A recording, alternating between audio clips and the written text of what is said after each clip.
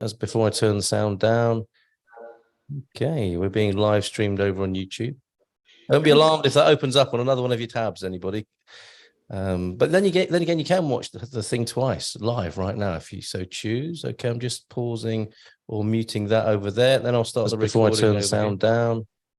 Right. Okay. There we go. And pressing record over here. Recording to the cloud, which of course is somebody else's computer. Thank you, Carl. And what a shame we can't play music on Zoom anymore. And otherwise we could have done a bit of a happy birthday or parabéns in Portuguese. It would have been cool in the gang. Celebrate good times. Just if you can imagine that earworming in your head now, that would be great. I think it would have to be Tina Turner, Simply the Best today. Oh, yes. Very appropriate. Yep. Thumbs up. Jose Cruz, one of our guests this evening. Yep. Well said. So thank you, everyone. It's so great to see so many familiar names here in our Zoom room. There's some people have been with us for some time and some newbies that are regulars now for our Thursday night session. So thank you very much. We are streaming across to our YouTube loyal audience as well. So thank you everybody for joining us. Tonight we do have a special with a couple of guests who have just landed here in Portugal to share their experiences and their adventures and their highs and lows for their move when moving here. I'll let Carl do the introductions there. But in the meantime, I just wanted to say happy birthday to Expats Portugal. We are now celebrating 18 years. So started back in 2005 as a community-based website, helping people move to Portugal and settle in here. So we're so proud of our history and very, very excited to see what's going to be happening next. So thank you, Jerry. Thank you, Carl, and the Expats team for making this this adventure an amazing journey for us all. So thank you. Happy birthday. Lovely. Well, thank you, Astrid, as well. Nice one. Thank you, Astrid. Greetings from sunny New Mexico from Dwight, a newbie Sid from the San Francisco Bay Area, and Paul Richards, Senora Carlos from the Algarve tonight with a happy birthday. Thank you very much for that. Jerry, how are you feeling this evening? Of course, next week you'll be defending Central Portugal, and of course you must be very proud of to be celebrating 18 years here. Yeah, not you personally, 18 years. No, wanting to know where to start with all of that. Next week is not me defending Central Portugal. It's actually the battle between Lisbon and the northern region of Portugal. Cool. So it's Hank and Trevor. It's just Trevor. Thank you. Hank and Trevor will be battling it out, and then in July, Central will take on the winner of that. So that'll be interesting. And you'll be watching and taking notes, I suspect, next week. Oh yeah. Get ready to face the winner from next week. Perfect. Yeah, and seeing how I can best attack that, and looking for their weaknesses and so on, which I'm sure I'll find many. Not competitive at all. As Astrid said earlier, Expats Portugal was founded in 2005 by a gentleman called Simon Pownell, who was a Brit living in Portugal. It was founded predominantly to provide a forum for its members. And I would have loved to have been able to produce a few of the old forum messages today, but I could not find a way to sort of pull them out by age. It doesn't offer that sort of search function. But I did look at some, and it's quite interesting to see the sort of debates that were going on. There's an amazing thread about loo roll paper that sort of got about 2,500 people sort of fired up at one point. But essentially, it was a forum, and essentially it was the kind of founding members, if you like, were mostly Brits who'd moved here in and around 2005 and onwards, and wanted information about where to buy the right loo paper or the right crosshead screwdriver or the best circulating giggler for a gumption valve and stuff like that. Yes, of course. Simon, sadly, Simon later got married to Emma, but then sadly Simon passed away, and his wife Emma took over the management of the site, but then she moved back home to Australia and put the business up for sale. I came along thinking this would be a nice little hobby business and we can have a little bit of fun with it. and that was my intention. So I bought it in 2019. I suddenly realized I needed to develop a website. I knew nothing about websites. The luck of the Irish, I found Astrid, and Astrid joined me as a business partner. And right through COVID, when we were all locked up, Astrid and I were working away like crazy, building a new site and building a new forum, which we launched in 2020. Is that right, Astrid? Yeah. And since that time, we have more than doubled the membership. We started with around 6,000 members. We're now on 12,400. It continues to grow on a day-by-day basis. We've totally developed into assisting people to relocate here and helping people who have already relocated here. We've built up a wonderful team of people who help us out, including Anna, who's here tonight, possibly one or two others I can't see, as well as we have a small team of people working directly, and of course we have our dream team of experts, people we've chosen very carefully based on their reputation, based on their service levels, based on the fact that they're proper registered businesses, and lovely people to work with, and we work very closely with them. So all in all, we probably have about 20 people now involved in the organization, which is pretty good going over 2 years, and we're delighted about that. But we still maintain the traditions that the founder had about building a community of people, and we still believe passionately in that. And hopefully this type of webinar we're doing tonight sort of confirms that. And of course, the forum continues to be very active. Not much discussion about loop paper, lots of discussion about Seth, and where to live in Portugal is always a biggie, and you know, how to exchange a driving license is probably, that's been going since 2005, but lots more besides. So we're very pleased with the point that we're at today.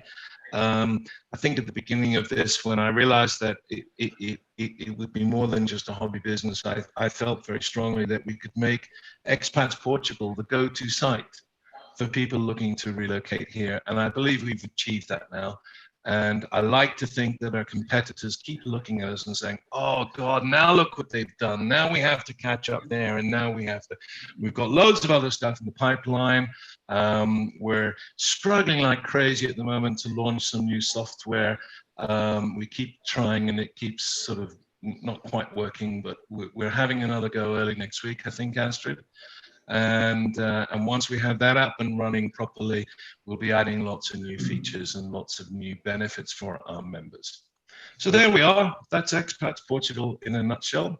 Brilliant, Jerry. Thank you for that. And it's nice to know that in the illustrious history of Expats Portugal, the great loo paper debate was settled once and for all by the sound of it.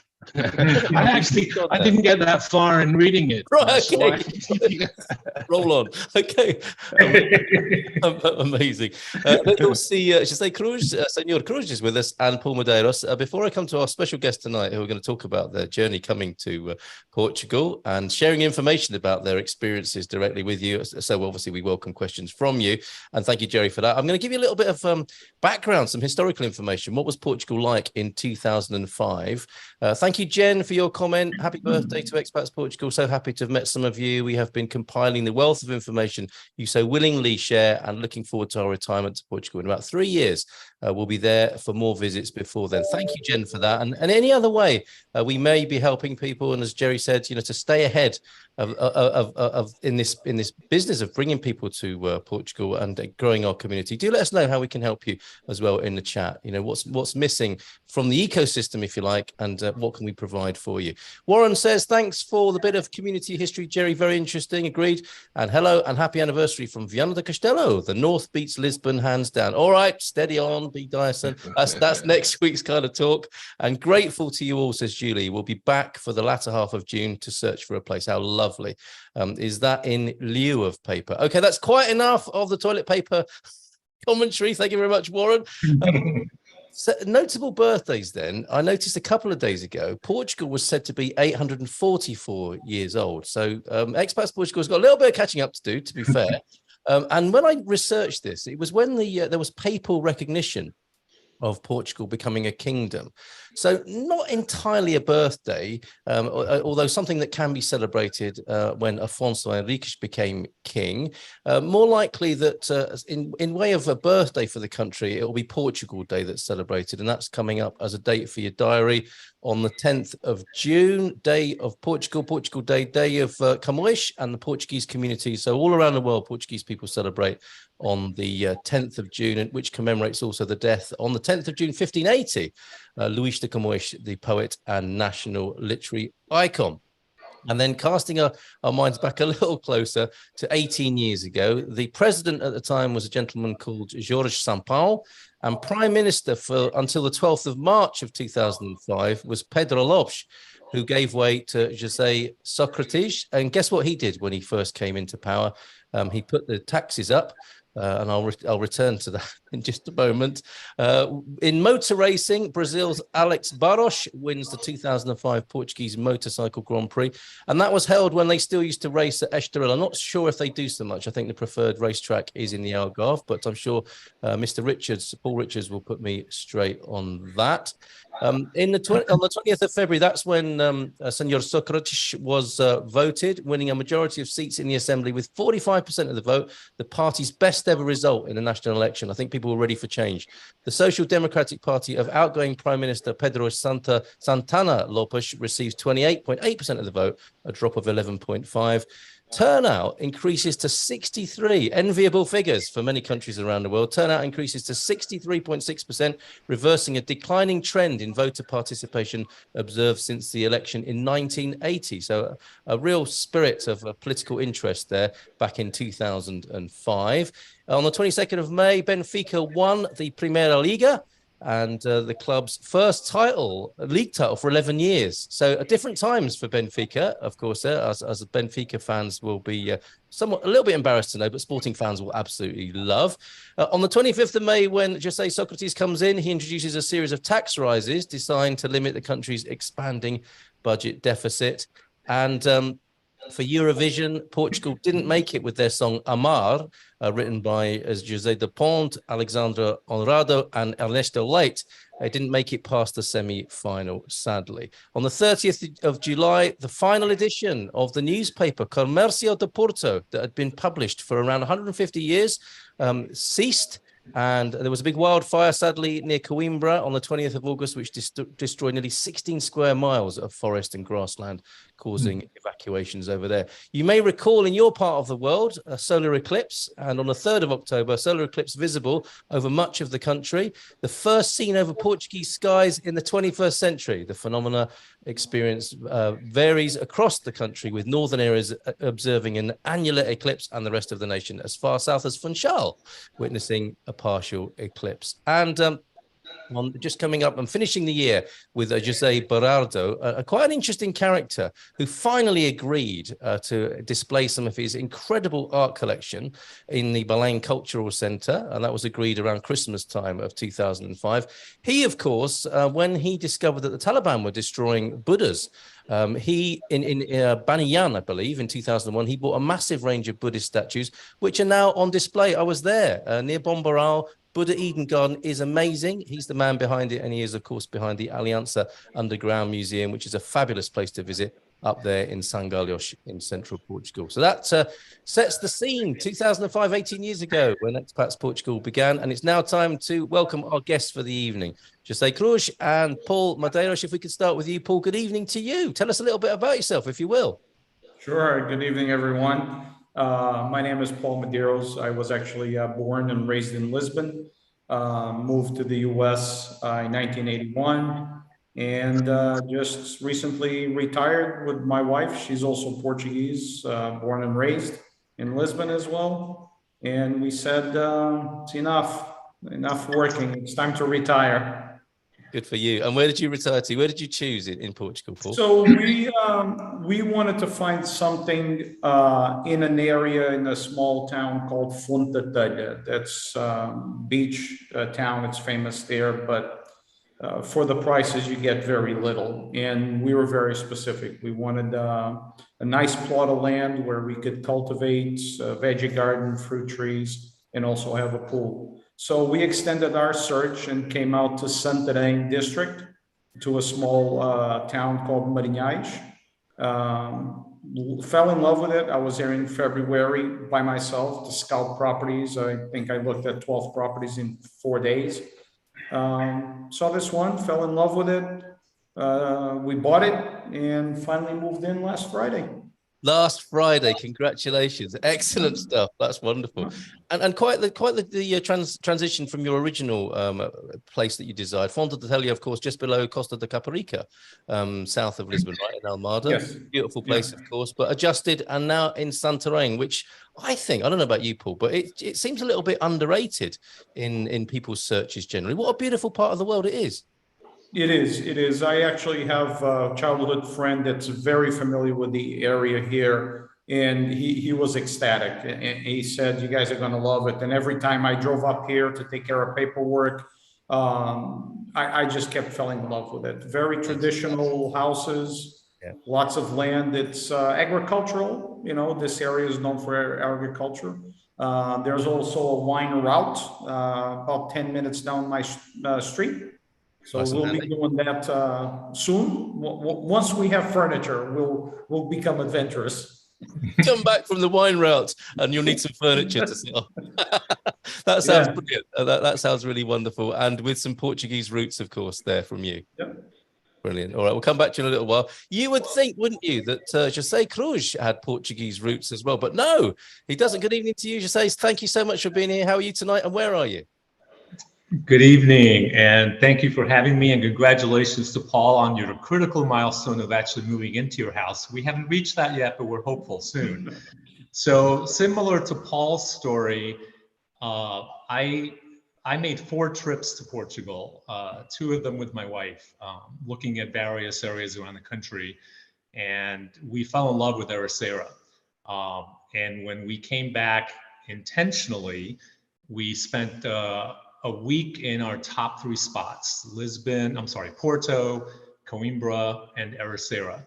And because my wife had already decided that was where we were going to move to, even though she hadn't set foot there yet, we spent 5 days there, and we had real estate agents in the morning and in the evening every day, taking us to homes all around the area. Unfortunately, the combination of homes that weren't quite right and homes that were as expensive as the homes we were living behind in Virginia forced us, similar to Paul, to expand our search. And one real estate agent suggested this house in Santa Cruz, which is about 33 minutes just north of Ericeira on the coast. And originally we obliged just to be courteous, but we were still hoping to find something in Ericeira. Lovely home, brand new. And then we got back home, and they kept sending us properties in and close to Ericeira, and nothing quite fit the bill. We had a very nice home in Virginia that we had heavily customized to exactly the way we wanted it. That was intentionally, ideally supposed to be our last move. We had moved 6 times before. That was our last move ever, and we planned to retire in Washington, D.C. But then between the crazy politics of one particular party and the insane gun violence with absolutely no response from our political leaders, my light bulb went off when my wife said she didn't feel safe going into Washington, D.C. anymore. And I said, this is no way to live. So we started looking around, and Portugal was the place that seemed like a safe place, warm people, great food, amazing wine. So anyway, long story short, we kept getting realtors sending us other properties. Nothing quite seemed right. And then suddenly one night, my wife looks at me and says, "We need to buy that house." I said, "What house?" She said, "The one in Santa Cruz." I said, "I thought you didn't like it. You were dead set on Ericeira." She goes, "Yeah, but look what we're getting. Nothing's fitting the bill." And that house was great. So we entered into a promissory contract. We were supposed to close 150 days from that. That was in November.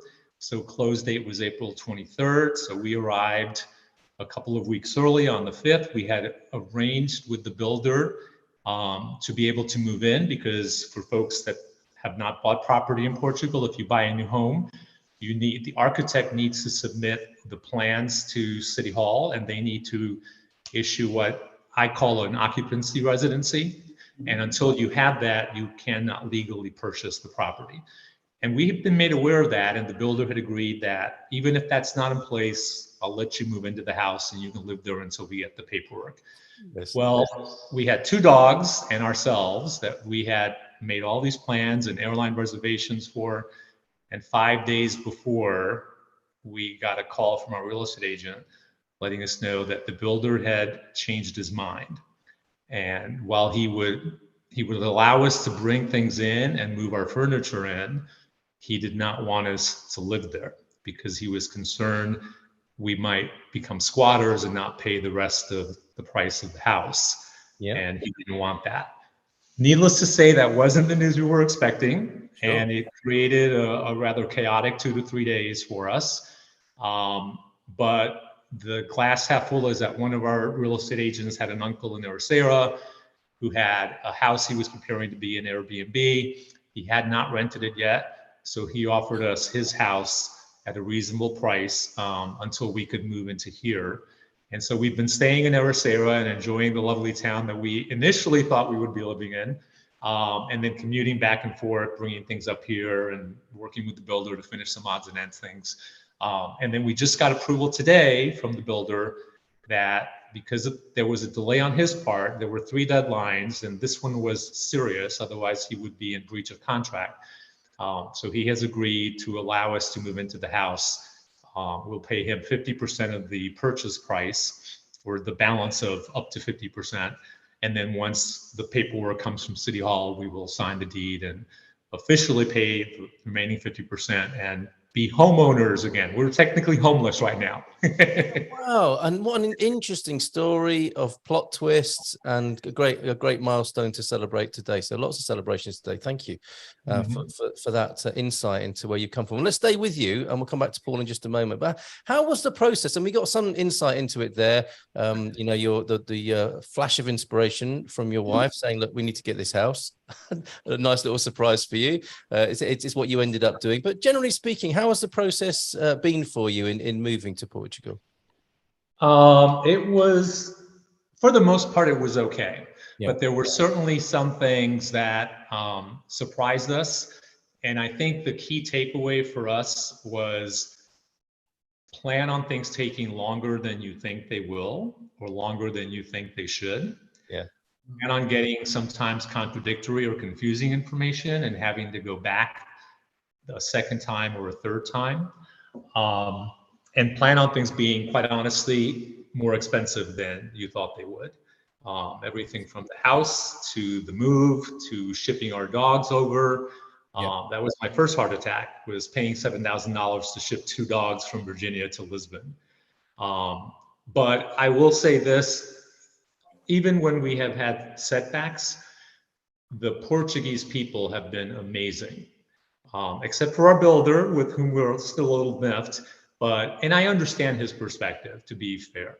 But everyone else, we have a neighbor across the street who literally, when we first came here the first day, came out and introduced himself and said, "Hey, I lived in New York for many years. I speak English. If you need anything, just knock on my door." He has probably spent 3 or 4 days driving with us to parish councils and city halls and Mio and, you know, the phone company, and I mean, you name it, he's gone with us, he's translated for us. Just amazing experiences. So we cannot say enough about how warm and welcoming the Portuguese have been. How lovely to hear. That is really that's a proper Portuguese welcome, isn't it? And thank you for your notes there on, I guess you're thinking upside, aren't you? Wishful thinking, just wanting to be here, and a little bit of a caveat about allowing extra time and extra budget with the whole process. So thank you for that. And as I said earlier, Carl, we found that nata, bicas, and great Portuguese wine is more than enough to mitigate any setback, any heartache. So we're all in. There's your medications right there in Portugal. Excellent stuff. You've hit a note with Jennifer, Dottie, Laurie, Sid, and Courtney here. That's also a huge reason for us, plus cost of living compared to the Bay Area. As my friend who now lives in Spain said, he evacuated the US instead of emigrated to Spain. That's really very interesting and poignant, isn't it? Jennifer, thank you for this question. We'll come to you in a moment, Paul. Can someone please give us the names of each of the towns for Paul and Jose? Ericeira is what I'm catching. Yes, so Ericeira and Santa Cruz for you. Your namesake town, that's your Zé Cruz of Santa Cruz. That's fantastic, isn't it? And everybody thinks you're Portuguese, right? That's one of your experiences as well. That's correct. I did not know this until I came here, but apparently José Cruz, as they say here, is pretty much like John Doe back in America. And so everyone sees my name when we make a reservation or go to a hotel or do anything, and they immediately assume I'm Portuguese because that's a very common Portuguese name. So I guess the glass half full is it's more of a motivation for me to learn to speak Portuguese because they immediately start speaking Portuguese with me. Yes, if only to say, please slow down. I'm not actually Portuguese. Right, brilliant. Por favor, no, sou americano, no falo português. Very good, very good. Paul, yeah, thumbs up from Paul there. If we could go back to the names of where you live is rural, and not many people will have heard of the town. And what's your nearest biggest city, Paul? So the nearest biggest city is Santarém. It's about 20 minutes for me, back road, little stretch of highway. And I'm also 50-minute car ride for northeast of Lisbon. So where I lived in the US, I lived in Massachusetts. I also lived in a suburb, which was 45 minutes from downtown Boston as well. So we didn't change our lifestyle. I couldn't live in Lisbon, although I was born and raised there. I just couldn't deal with the hustle and bustle of the city and the noise and not having my own, piece of property and quiet. So Lisbon was never, any big city was never an option for us. Yeah, but really handy for the airport. You're on the right side of town for the airport there, aren't you? Yes, yes. So for people to know, this is a good option if you need to be near the airport. And Santarém is a town and a district as well, just to focus that for people and put it in people's minds and locate you on the map. You were nodding quite a lot when Jose was talking about the contingency, I think, with cost and allowing extra time. How has your experience been moving to Portugal?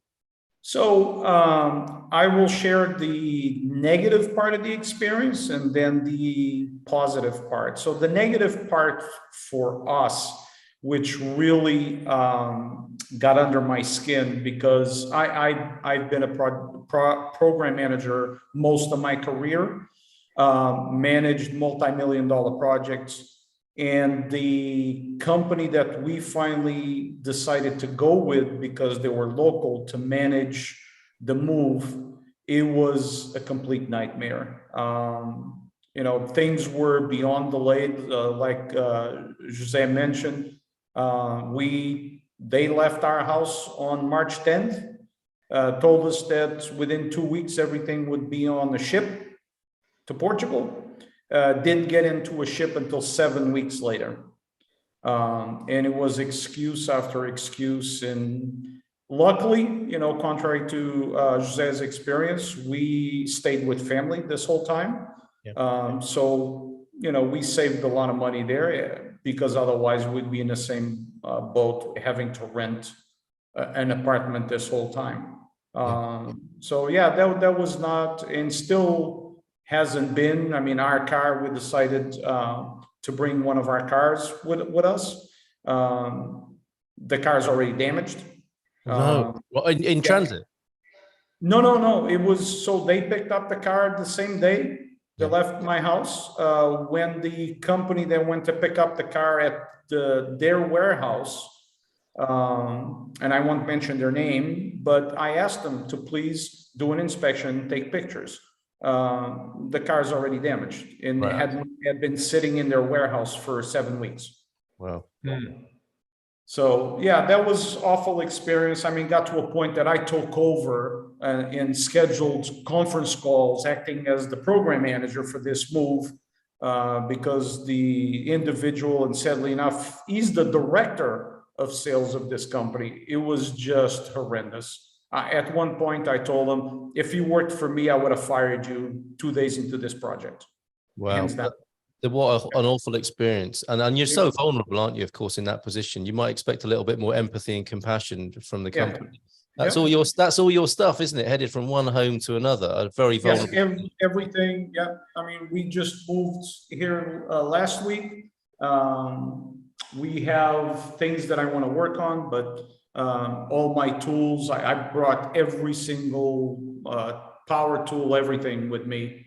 And we're just sitting around taking care of the fruit trees, the veggie garden, and just waiting. Just waiting for your stuff to arrive. Well, that'll be Just a great waiting. relief. Yep. I'm kind of hoping that articulated lorry is going to hoot its horn and you're going to have to leave us because they're at the bottom of the drive with a delivery for you. That would be an amazing result tonight. But good luck with that. So that's the less attractive part of the journey so far. What did go according to plan, or what other surprises were there?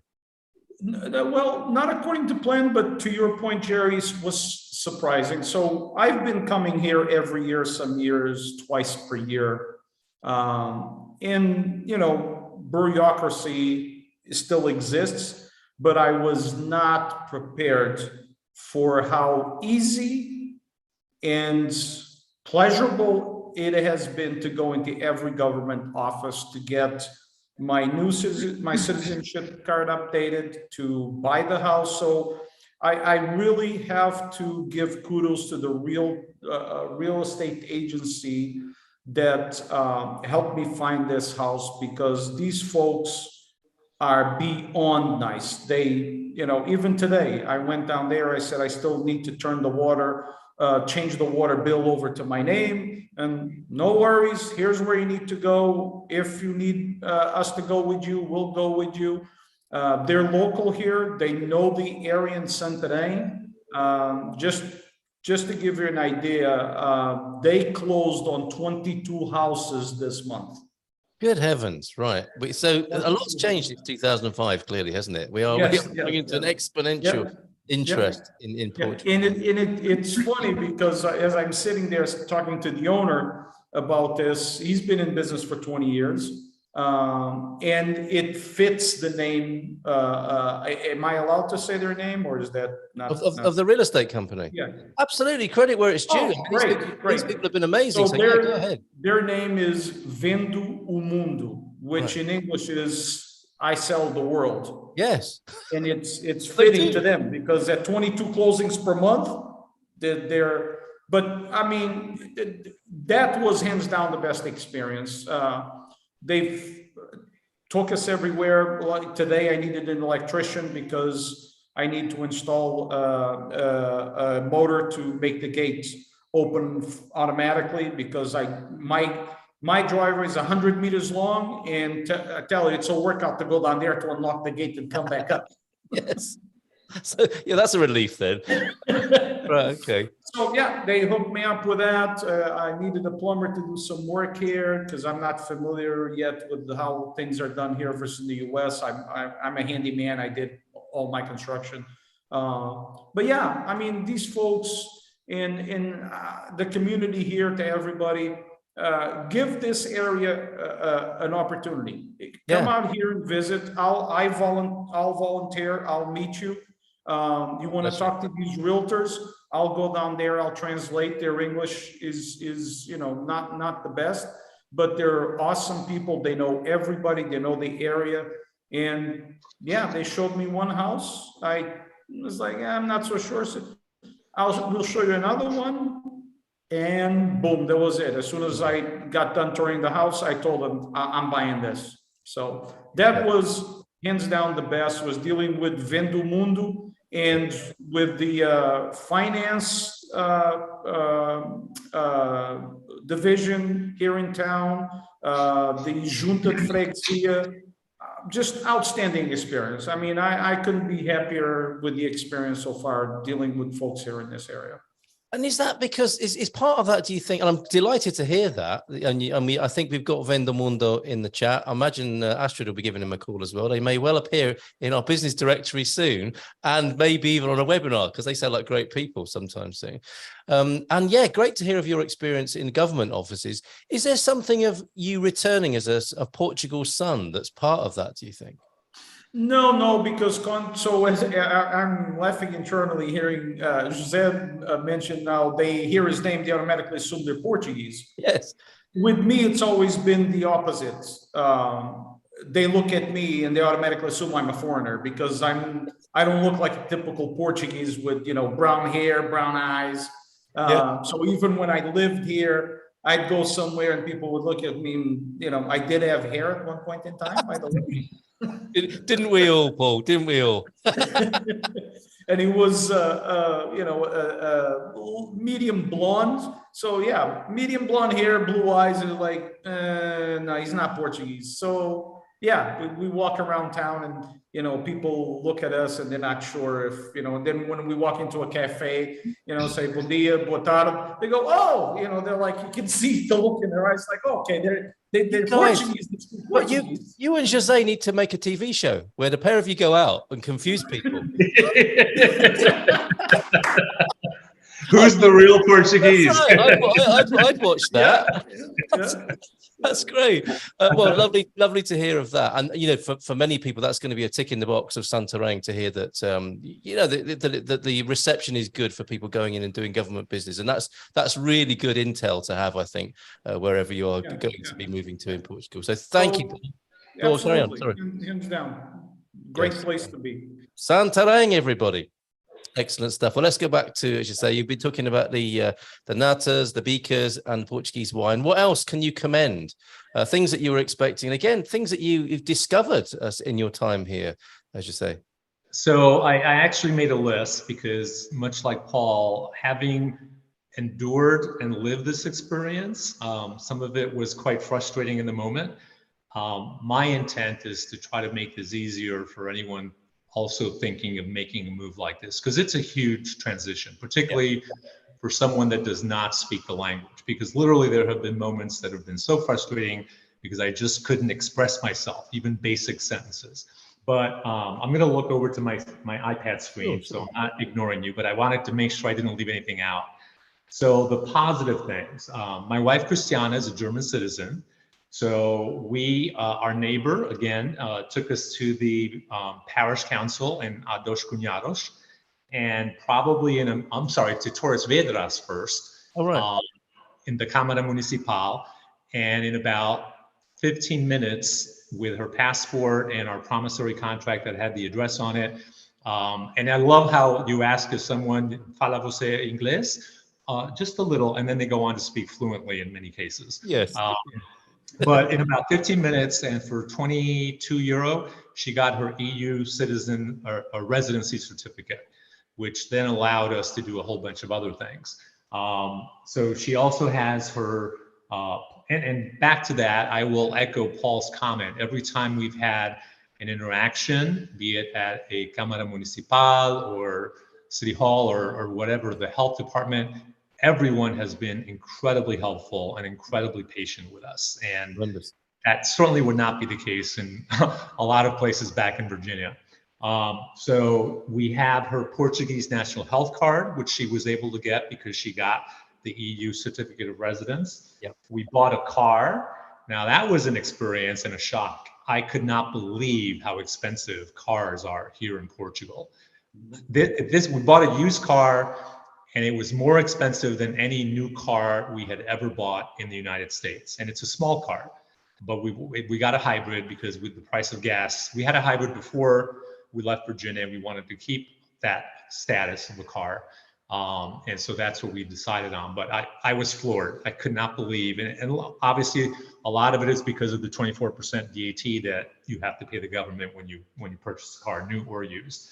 But went through a great dealer, Santagal in Lisbon. So we joined the Portuguese Auto Club. Again, they were fantastic and very, very helpful. And there are a ton of benefits. I think you have them on your show, Carl. And unfortunately, I didn't know you offered a discount before We joined them because we bought the car and had to have insurance to drive the car off the lot.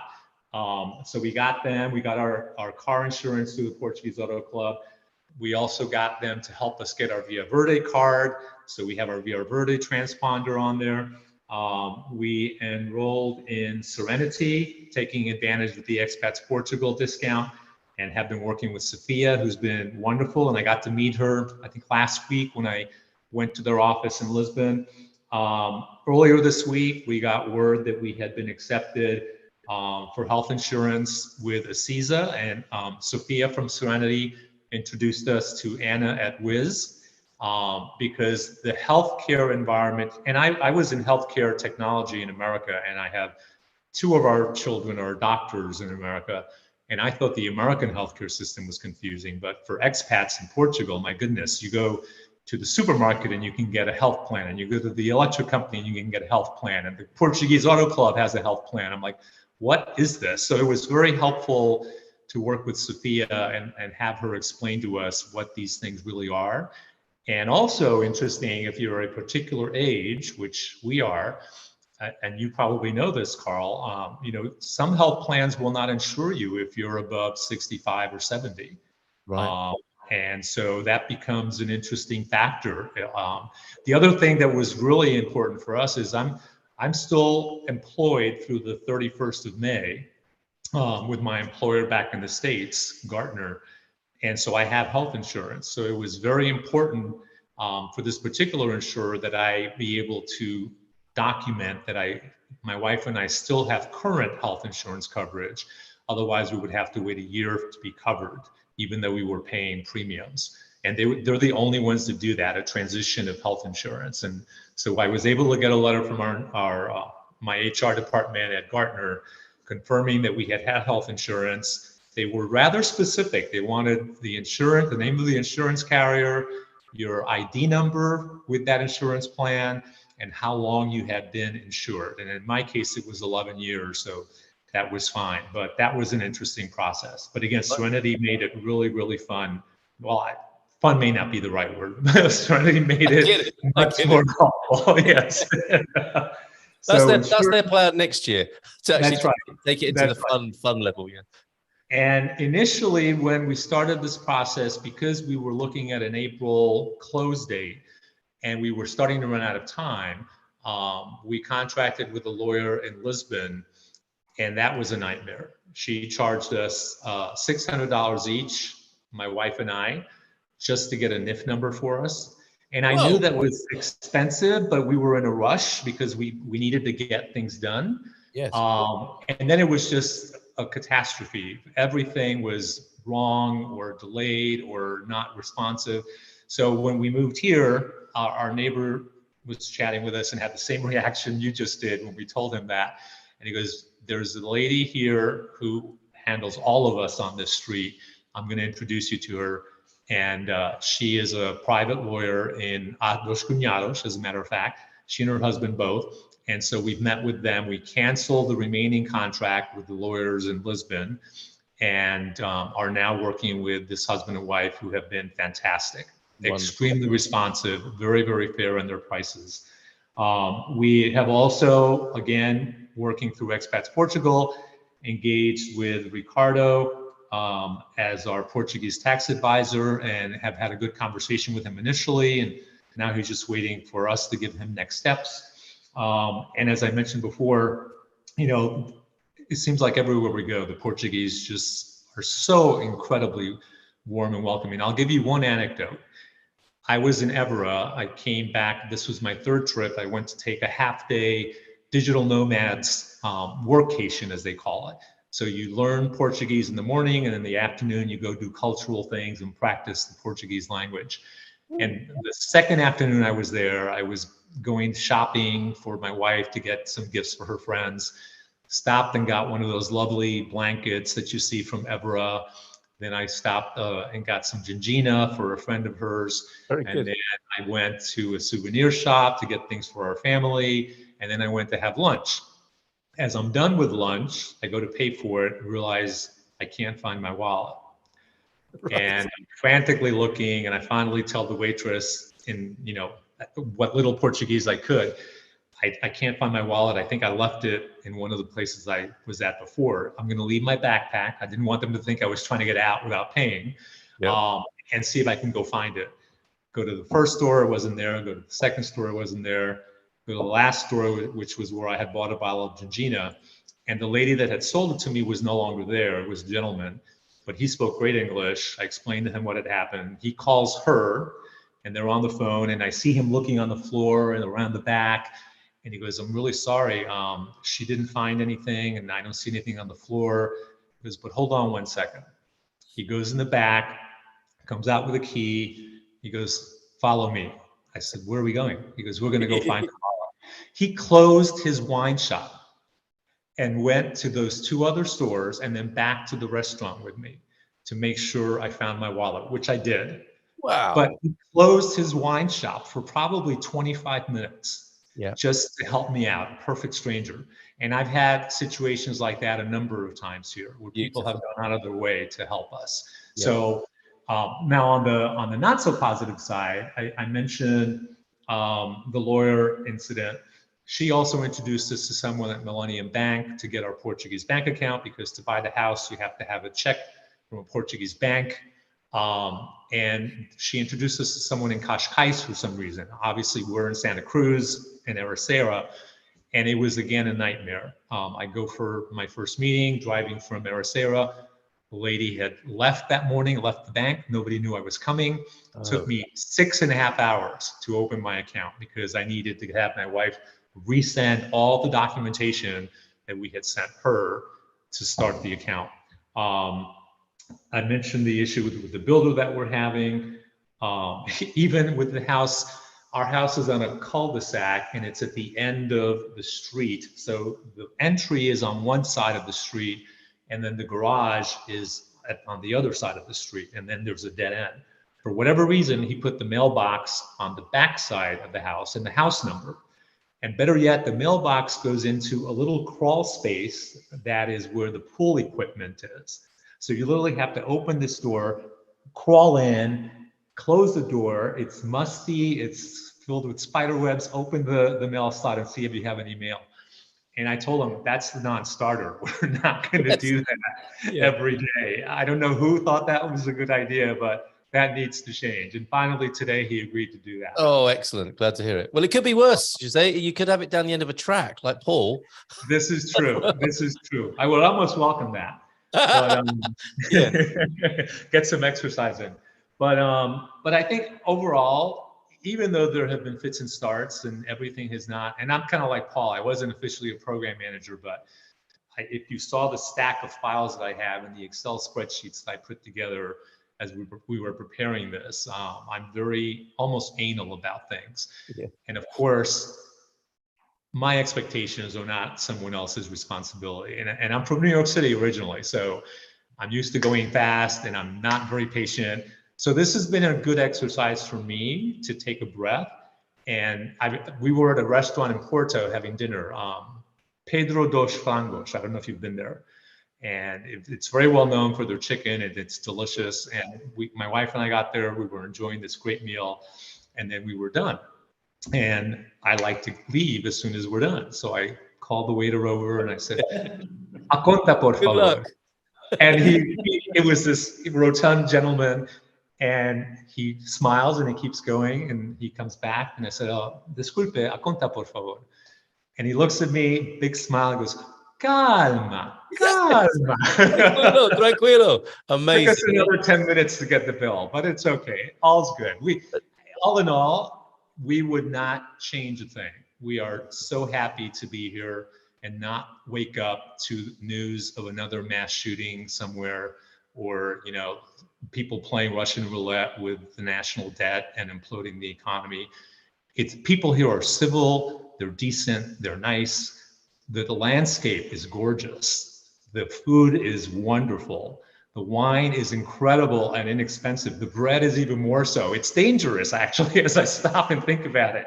Luckily, there's a path that goes from our house here straight down to Santa Cruz, right along the ocean, and it's almost 3 miles there and back, which is exactly what I run. So once we finally move, that's what I'm going to be doing every day, because that will allow me to Fun keep thing eating there. pastéis de nata and drinking Yes. Portuguese wine. Very good. Very good strategy. I like that. Thank you so much. Come back to you for a final question in just a moment, which is basically, you know, what is your number one piece of advice for people setting out on the process?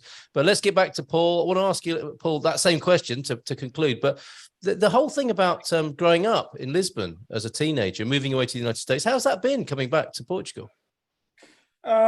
So I know it's might be different for other folks that are immigrants, but I didn't want to move to the US. You know, I had to go, you know, I had no choice. As a My kid. parents said, we're Yeah. moving, and, you know, off I went. I never fit in. I really never fit in. I mean, the US was great, you know, gave me a great life. I, you know, raised my family. I got married here in Portugal, came back, met my wife. 2 weeks later, proposed, we got married, moved to the US again, and Beautiful. raised 3 kids. We had a, you know, was a struggle in the beginning, but we had a nice life, especially, you know, our last 15 years. And but my heart was never in the US. My heart was always here. Every time we came here on vacation, I'd go back, and, you know, I was depressed for a few weeks. Oh, wow. But, you know, moving back wasn't something we actually planned until until about 2 years ago. We made the decision that we were going to retire when I'm 62, which will be in 2.5 years. But my wife has health issues, and we were in Madeira last year in the summer for the first time, and I almost lost her there. So we came back. I put in my papers for retirement because I have a private pension, and it came in. Everything was approved in February, and boom, I started the clock, contacting moving companies, hired the same realtor that helped us sell our first house and buy the second house. And yeah, in the space of 8 weeks, we sold our house, packed everything up, and moved over here. Amazing. It yeah, just feels so- like, yeah, putting well-being and life and love first. And here you are. Yeah. I couldn't deal with it. A very stressful job that she had, and it was seriously taking a toll on her health. So she's been here. She's relaxed. You know, easy. You know, has time to go for walks. And to me, that's all that matters. And to José's point, I have grandkids. We have 3 grandkids, and it scares me to death to think that because they're 8 and 6, that their school could be the next school. And it's to the point that my youngest daughter finally convinced her husband, he's American born, to move here. So they're planning on being here in 2 years, because to José's point, you don't know when the next, and people here don't understand that. People here fundamentally, we are asked all the time, once they hear my wife and I speak English, because we default to English all the time. They asked us, we can understand that. It's beyond comprehension, beyond. And yeah, I couldn't live in the US anymore. I mean, this was sort of a blessing, so to speak. And I know that sounds awful, instead of waiting until 62. But yeah, this was the easiest decision of my life, was to move back here after, you know, to make sure my wife sticks around. So totally get it. And the teenage wrong has been righted as well, as the young man who was taken to America didn't want to go, and here you are back in your homeland. That's amazing. And finally, your number one piece of advice, if you can. I mean, we'll go to we'll stick around after the end of the recording here, so people can ask more questions. But so, what's your number one piece of advice to people making? José actually brought it up. Don't think this is America. This is not America. This is not your country that you moved from. And I'll say it this way. When I moved to the United States, I purposely told my parents, we are not going to live in a Portuguese community. in any town that has a Portuguese community. We came here to make a better life, then we're going to immerse ourselves in the culture, in the language of our adopted country. And that's exactly what I did for 42 years. Never lived anywhere there was Portuguese people. Here, it's the same advice that I give people. Come here with an open mind. Well, what Jose experienced at a restaurant, I know we're not used to it because I still find myself doing it. I'm like eating in a rush hour. Shit, there's people waiting for a table. You know? Yes. Yeah. But you gotta just relax. It's a different way of life. It's a social life that you didn't have, at least for us in America, for other Americans that I exchange chats with. It's not the hustle and bustle of getting up, going to work, 3-hour commutes, coming back home, eating, going to bed, rinse, repeat. Here, relax. You go out at 9 o'clock at night, have dinner, which, you know, it's incomprehensible to have dinner at 9 o'clock, at least in the part of the US that I live. 6 o'clock, everybody's having dinner. So, piece of advice, immerse yourself in the country. People are friendly. People go out of their way to help you. Enjoy the wine. There's outstanding wine here. The food is great. And to José's point, pastéis not are great, but anything that has the egg cream, the yellow egg cream, is to die for. Brilliant advice. Thank you, Paul. But please stick around. We do have some other questions, but we need to finish our recording for a moment. José Cruz, then last words from you then on your top advice to people thinking about moving to Portugal. I would just say do it. It's going to be, it won't go exactly as you envision it or as you plan, but if you stay flexible and stay focused on the end goal, whatever missteps you suffer along the way will definitely be worth it. I cannot tell you the difference in my wife, in myself, and in our marriage, and even our dogs. They are so relaxed here. It's incredible. Yes. And to see them frolicking on the beach, oh my gosh, it just makes my heart go flitter flutter. I mean, it's like we've entered another twilight zone. And to Paul's point, the craziness and madness and competitiveness of the US, and I was a salesperson, and I'm from New York City, as I said earlier.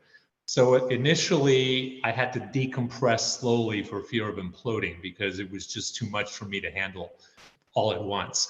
But I'm beginning to understand and appreciate, you know, we go for a cafe on this beautiful little square in Eversera, and we'll sit there for an hour, and we're just buying a €1.20 cup of coffee. No one's rushing us to leave or telling us, would you like to order something to eat? It's just a completely different mentality. And it's so wonderful to just sit back and enjoy life. And I think that's the difference. In America, our lives are focused on working to buy things, whether it's a house or a car or a boat or whatever. In Portugal, people work, but they enjoy life in between every single day. And it's palpable. You can see it, you can feel it, and it's so refreshing. Now, don't get me wrong, I'm not ready to retire. I'm probably going to do some mentorship or volunteering or something, right. But I will do it on my own time and as it fits into our life. And that's the big difference. So I would say do your research, be realistic. Portugal is not the inexpensive place that it was 10 years ago that even we thought it would be. Budget and then add 10 to 15% more to that. Plan and add another 10 to 50% time on that. And if you maintain that mentality and that mindset and you are flexible but focus on your goal, you will be fine. And once you get here, you're going to love it.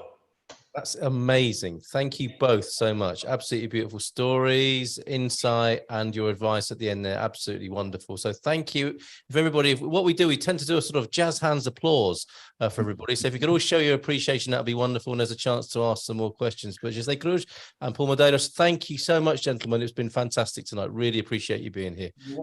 Thank you for having us. Absolutely wonderful. I'll turn the recording off there.